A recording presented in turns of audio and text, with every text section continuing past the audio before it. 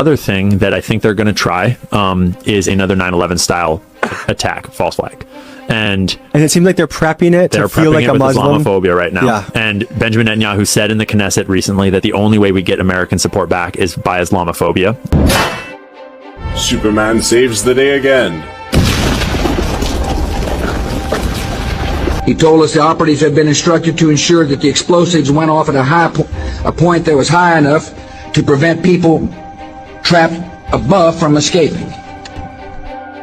A point that was high enough to prevent people trapped above from escaping. September 10th, 2001, the day before 9/11, the U.S. Army released an intelligence report that said that the Zionists were pros at carrying out terrorist acts that made it appear that it was done by Arabs. Wake up, Americans. You're about to be pulled into a war with the Muslim world, and you're going to be made to believe that something horrible that happened to you was done by the Muslims. But it wasn't done by the Muslims. It was done by a wild card, the Israeli Mossad, that's cunning and ruthless and can carry out attacks on Americans and make it look like Arabs did it. That's not my conspiracy theory. That's a U.S. Army report. You can call me any name you want to call me.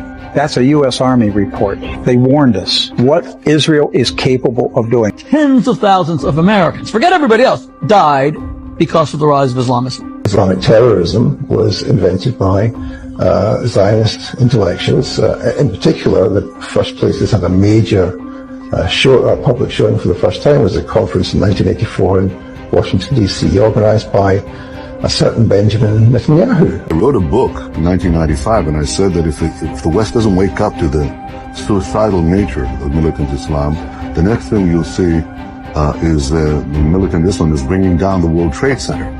Here is the very true story of what went down on 9/11. There was an instant messaging service that was called Odigo. Maybe I'm saying it wrong. Odigo, O-D-I-G-O. It was Israeli owned and operated, and they had headquarters that were based 2 blocks away from the World Trade Center. Now, this is according to Haaretz, published September 26, 2011. So that is 15 days after the attack. It says, Odigo workers were warned of the attacks. That is the headline. And I'm going to read you this piece of the article verbatim. It says, quote, Odigo, the instant messaging service, says that 2 of its workers received messages 2 hours before the Twin Towers attack on September 11th, predicting that the attack would happen. I said, how could a plane, even a 767 or 747 or whatever it might have been, how could it possibly go through this deal?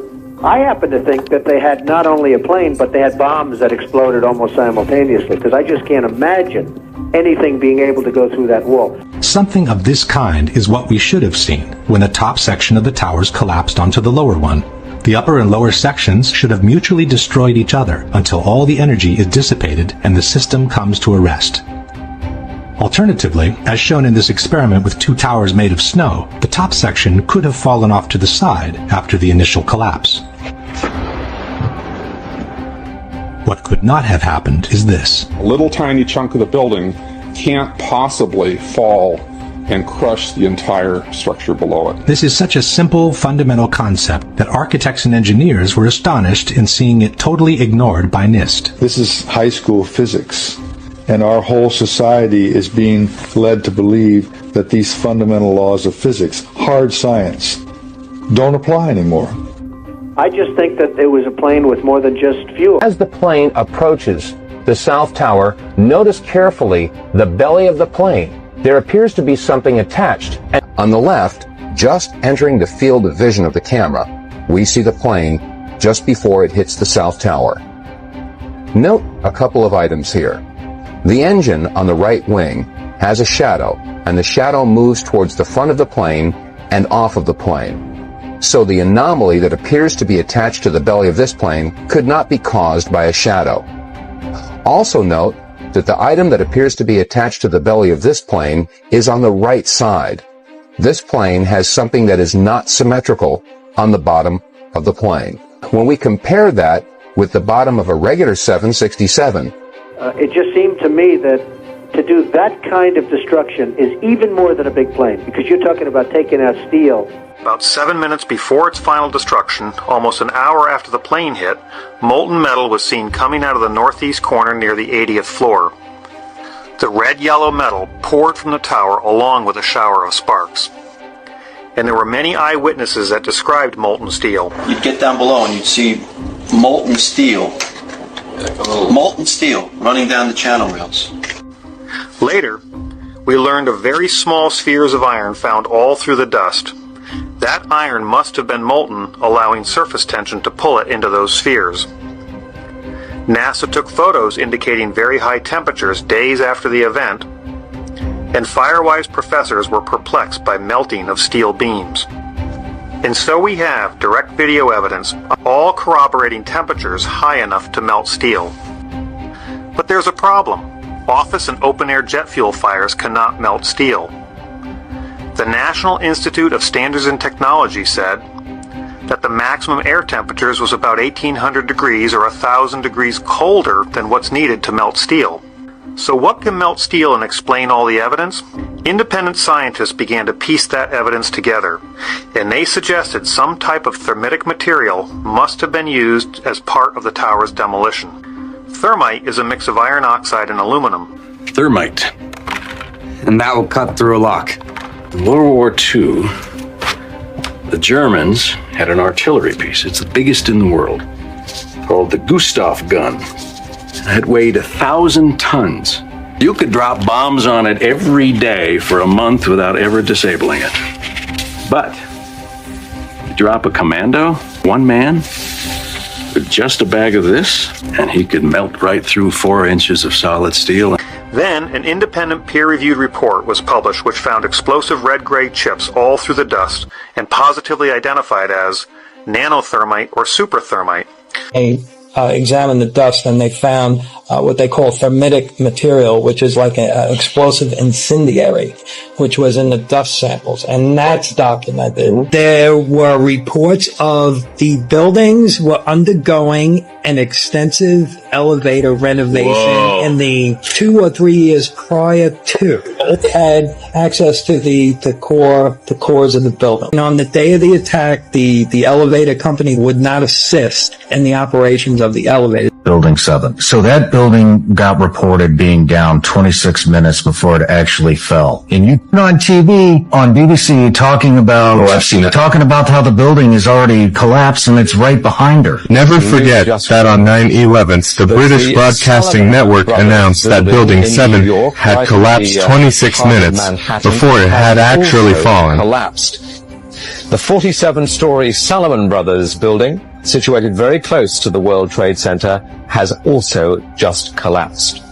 As you can see behind me, the Trade Center appears to be still burning. We see these huge clouds of smoke and ash, and we know that behind that there's an empty piece of what was a very familiar New York skyline. We made it at least 2 blocks, and we started running. It's floor by floor, instead of popping out. There was a heavy-duty explosion. Cut columns were noticed on the very evening of September 11, far before the removal operations had started. It was on the 11th. It was 8 o'clock at night. There was tons and tons of beams that were cut. It's just physically not possible to cut that much steel in that amount of time, especially with no one to operate the equipment. It just didn't add up.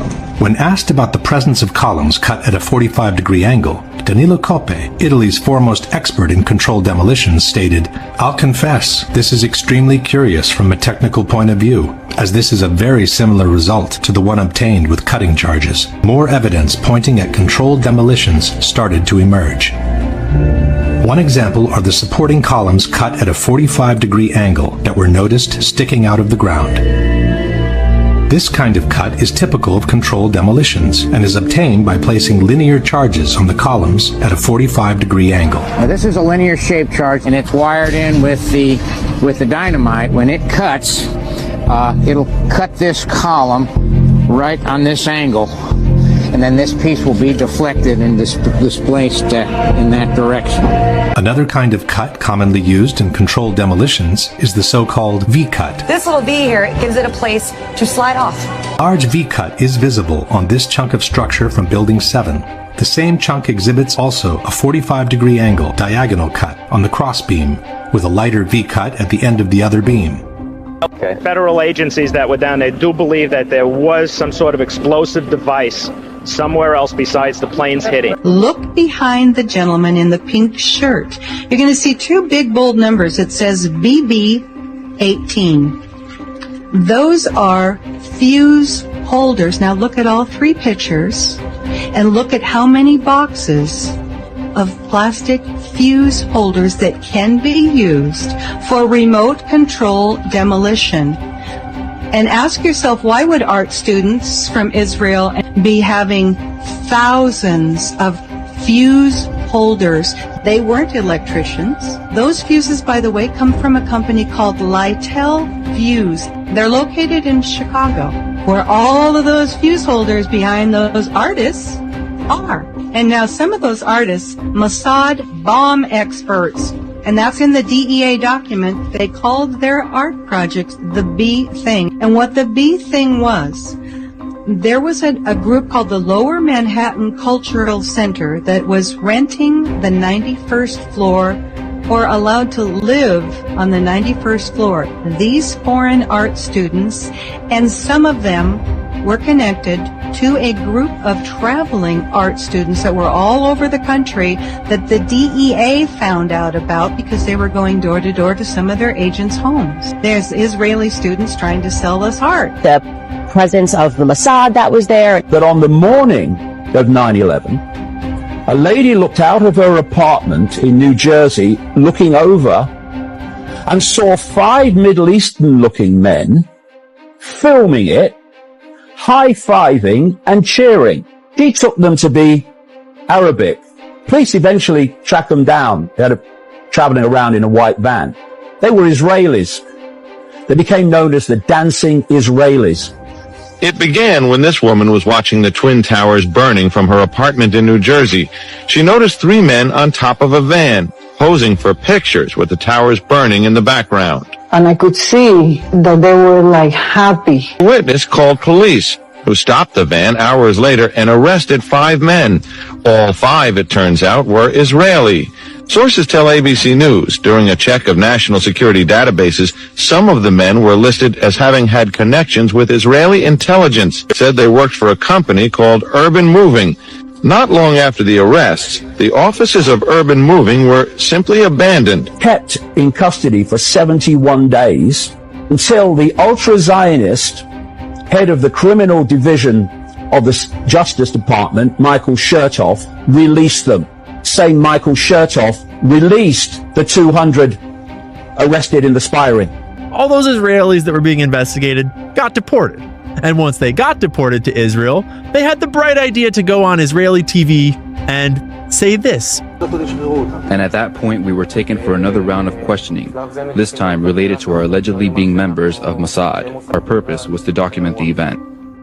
Our purpose was to document the event. Building was powder, but amazingly, they found this passport that proved their narrative. How could Muhammad Atta's passport survive the fireball explosion that supposedly cremated him, fly out of his pocket, fly out of the incinerated plane, flutter to the ground into 2 feet of debris, and end up in readable condition in the hands of investigators, all within 48 hours?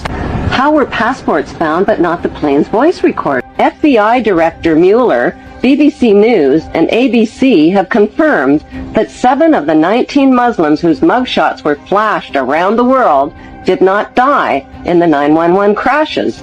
They are alive and well and are victims of identity theft. An 8th accused Muslim died 1 year before the 911 hijackings even occurred. What they don't tell you is that at least six of those men are still alive. Some of them have, like Walid al-Shira, walked into the embassy and said, "Here I am, I'm not dead." And this Walid al-Shira, they have him on Flight 11. The conspicuous trail of planted evidence continued 3 weeks after the 911 attacks, when anthrax letters killed 5 people and were clearly worded to throw the blame on Muslims. It has since been proven that the anthrax came from a U.S. Army lab and was never mailed by Muslims. This country fell to Zionism on September 11th.